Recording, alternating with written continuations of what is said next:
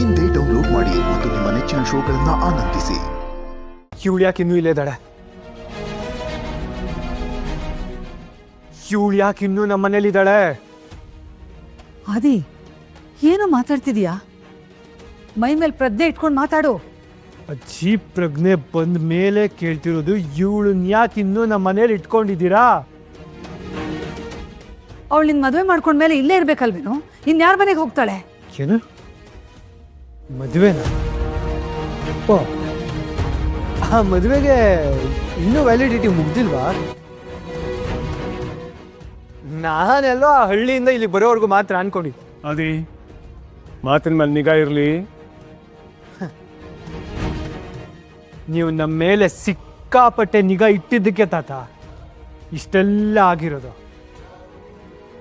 ಇದನ್ನ ಹಣಮೆರ ಅನ್ಬೇಕಾ ತಾತ? ನೀವುಗಳು ಬರ್ತಿದ್ದು ಇವಳು ಗಂಡು ಹಾಕಕ್ಕೊಬ್ಬ ಗಂಡು ಬೇಕಿತ್ತು. ಅದಕ್ಕೆ ಆ ಎಳ್ನೀರು ಕಿಟ್ಟಿ ಆದ್ರೂ ಸರಿ, ನಾನಾದ್ರೂ ಸರಿ, ರೋಡಲ್ಲಿ ಹೋಗೋನ್ ಯಾವನಾದ್ರೂ ಸರಿ. ಅದೇ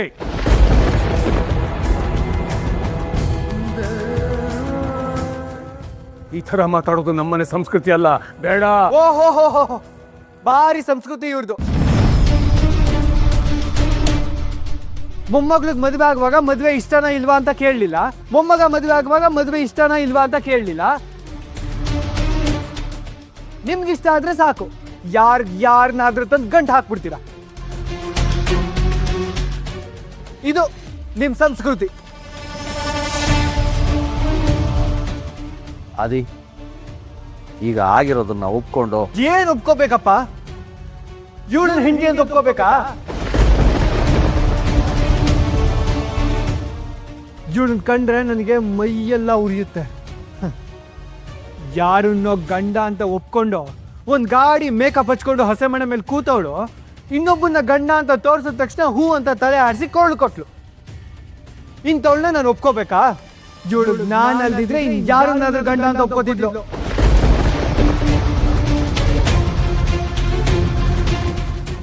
ಅಂತ ಗತಿಗೆಟ್ಟ ಜನ್ಮ ಇವಳ್ದು. ನಡಿಗೆ ಈ ಮನೆಯಿಂದ ಆಚೆ, ನಡಿಗೆ ಆಚೆ. ಹಾಗೆ ಲಕ್ಷ್ಮಿ ಬಗ್ಗೆ ಒಂದೇ ಒಂದು ಮಾತಾಡಿದ್ರೆ ನಾನು ಸುಮ್ಮನಿರಲ್ಲ. ಆದಿ, ಬಿಹೇವ್ ಯುವರ್ ಸೆಲ್ಫ್. ಯಾರು ನನಗೆ ಬಿಹೇವಿಯರ್ ಹೇಳ್ಕೊಡೋದು ಬೇಕಾಗಿಲ್ಲ. ಇವಳು ಈ ಮನೆಯಿಂದ ಆಚೆ ಇಟ್ಟಿದ್ರೆ ನನ್ಗೆ ಅದೇ ನೆಮ್ಮದಿ.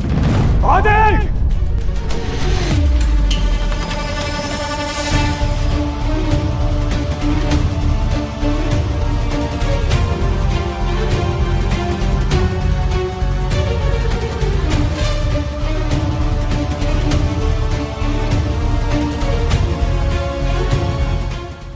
ನಿಮಗೆ ನಿಮ್ಮ ಮೇಲೆ ಇರೋ ಕೋಪನ ಮನೆಯವ್ರ ಮೇಲೆ ತೋರಿಸ್ಬೇಡಿ.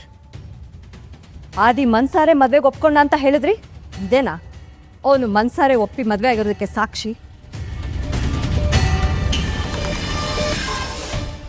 ನೀವೇ ಎದೆ ಮೇಲೆ ಆಡಿಸಿ ಬೆಳೆಸಿದ ಮಕ್ಳ ಜೀವನ ಹಾಳಾಗ್ತಿರೋದನ್ನ ನೋಡೋದಕ್ಕೆ ನಿಮಗೆ ಸಂತೋಷನಾ?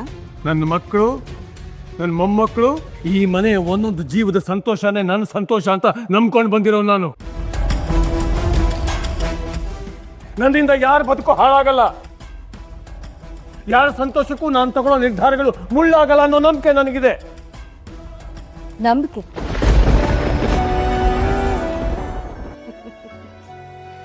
ನಂಬಿಕೆ 25 ವರ್ಷದ ಹಿಂದೆನೆ ಮಣ್ಣು ಮಾಡಾಯ್ತಲ್ಲ. ಊರೆಲ್ಲ ನಿಂತು ಕೇಳಲಿ ಆದಿಲಕ್ಷ್ಮಿ ಪುರಾಣ.